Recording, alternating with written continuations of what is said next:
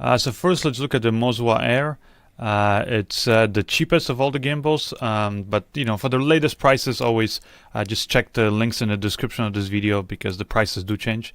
It also can take the maximum payload, or at least that's what the manufacturer specifies, which is 5.5 pounds. The battery runtime is 8 hours. Now, I've used all these gimbals basically for like one full day of shooting, and I haven't had problems with the batteries running out on any of these gimbals. So exactly how long the batteries are going to last you, it's hard to say because it really depends on how you're going to use the gimbal, how much weight you're going to put on it, and that kind of stuff. But from my experience, you're kind of safe using it at least for one whole day of shooting. Now, some of the things that I really like about the MOZA Air is that it comes with this nice hard padded case that's going to protect your gimbal when you're traveling.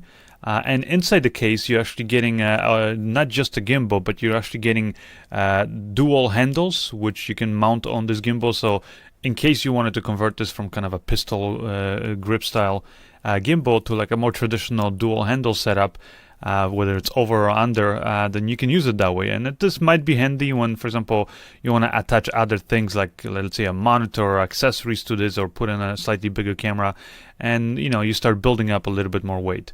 Another thing that it has is that you can actually attach if a monitor or other accessories to the handle of this gimbal, because they provide you with a 1/4-20 thread.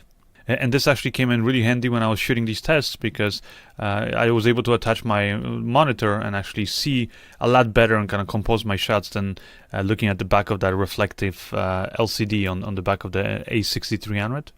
Another thing I like about the MOZA Air is that it comes with the camera cable, and you can actually connect the gimbal directly to your camera. So with Sony, for example, I was able to start and stop recording, and it's just easier and faster to operate the camera that way, because you never actually have to take your hands and actually click the buttons on the camera. You can just keep your hand on the gimbal and just quickly start and stop recording. And not only that, but when you buy the MOZA Air, you're actually going to get the cables for not just the Sony cameras, but also for the Canon cameras and the Panasonic cameras like the GH4 or GH5. Another thing that the MOZA has is this tripod stand, and this is really necessary when you want to balance the camera on your gimbal, because you kind of need it to be standing upright and on a stable kind of platform. So it's just nice that they include this tripod for you, and it's, again, you can quickly attach it via the 1/4-20 thread on the bottom, or you can remove it when you don't need it. And also you can use that thread on the bottom of the gimbal to attach it, let's say, to a tripod. And next up is the MOZA Air, and this gimbal weighs in with the batteries and everything just over 3 pounds. And the first shot I got, as you can see, is of the fountain again. And it performed pretty much the same as all the other gimbals, so didn't see much of a difference. In this shot, it really just came down to how smoothly I was moving my hand basically up, because if I kind of swayed too much left to right, then gimbals would stabilize it, but you just saw the motion of the camera.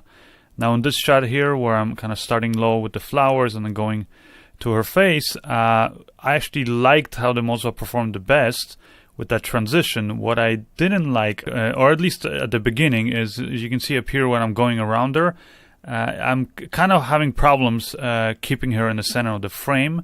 And that was, it kind of took me a little bit to kind of realize what was happening, is that I noticed that with this gimbal, there's sort of like this dead space where if you have to kind of rotate the gimbal a certain amount of degrees before the follow mode actually starts responding.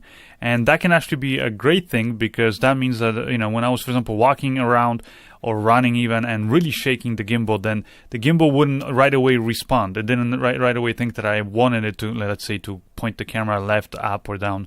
And so that just simply means that you can you have a bit more of a space, or you should say sort of a giveaway in terms of how much you can kind of shake the gimbal before it kind of tries to follow your motion in the follow mode. But that's why, when the first few takes I got here of this shot, I was having just problems keeping her in the center of the frame, because it kind of took me, I had to get used to the fact that I had to rotate this gimbal a lot more to keep her in the center of the frame. and then it would, basically if I rotated it more, then the follow mode would actually kick in and start following my motion. But where this function actually came in really handy is, for example, even like up here, I'm walking down the hill, and I'm just holding the gimbal kind of more or less pointed at her, and I'm zoomed in here all the way on 50mm, and as you can see, the shot was steady. Here, where I'm zoomed out all the way at 16mm, then the shots look definitely very smooth. Now you'll notice here these little bumps, and that's something I also realized afterwards with all of the gimbals, is that at the end of the day, these gimbals, as good as they are, you still want to kind of walk as smoothly as you can. And I kind of started getting so confident after getting a few of these shots that I just ended up kind of running up and down. And when I took these really hard steps and my hand really shook, then that's when you notice the kind of little shakes there in the shot. And you kind of you'll notice that throughout all of the shots that I got with all the different gimbals. So after I got a few of these sort of running shots around Rebecca, then I got some more shots walking down the stairs. And again, this is where the MOZA I found came in really handy, because of the fact that it's not so sensitive at the tiniest bit of motion, as you're kind of holding the gimbal. That meant that I was actually able to get this shot here where I'm zoomed in all the way at 50mm, and I'm walking backwards down the stairs. And, sometimes I was really kind of moving and shaking my hand. Yet, as you'll notice, the shot is, very nice and smooth. So then it was just a matter of me kind of, figuring out, okay, where I want it to be kind of pointed. And since I was walking backwards, it was easier said than done. But as you'll notice, there's none of these kind of vibrations visible. And it's the same case here where I'm zoomed in again at 50mm, and I have the gimbal upside down, getting a shot of her feet. And then the same thing here with these other kind of walking shots. Again, this shot, I'm zoomed in at 50mm, and I'm walking in front of her, kind of walking backwards a little bit, and as you can see, it's nice and smooth. Similar case with this shot, again on a 50mm lens, but here I had the gimbal almost inverted, upside down, and it was very low to the ground, and I was almost, you could say, running, kind of going a little bit faster, trying to kind of get some of this parallax in the foreground. And then here, for example, again the same lens, and again the same kind of inverted gimbal position. I was just trying to kind of replicate almost like a slider shot, so kind of moving the camera very, very slowly.